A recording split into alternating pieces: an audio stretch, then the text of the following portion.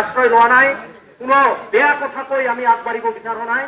আমি গণতান্ত্ৰিকভাৱে অহিংসভাৱে এই প্ৰতিবাদ সাব্যস্ত কৰি যাম।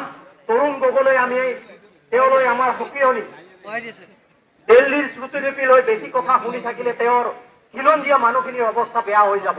সেই কথা তেওঁ উপলব্ধি কৰিবলৈ তেখেতক আমি এই সত্যাগ্ৰহৰ থলীৰ পৰাই তেখেতক আহ্বান জনাই আৰু এই সত্যাগ্ৰহৰ কাৰণে আপোনালোকে যে এনেদৰে আহিছে আপোনালোকক ধন্যবাদ জনাই আমি অলপ পিছতে এই সত্যাগ্ৰহ আৰম্ভ কৰিম।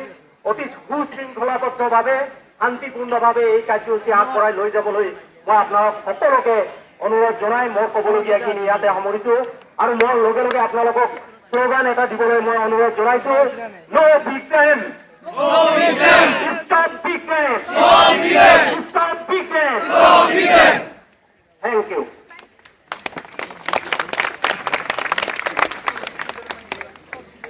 পৌৰসভা ছাত্ৰ সন্থাৰ সভাপতি শংকৰ গোহাঁই ডাঙৰীয়াক ধন্যবাদ জনাইছো আৰু ইয়াৰ পিছতে মই সকলোকে উদ্দেশ্যি বক্তব্য ৰাখিবৰ কাৰণে পৌৰ মিচিং ছাত্ৰ সন্থাৰ সভাপতি জহান দলে ডাঙৰীয়াক মই অনুৰোধ জনাইছো।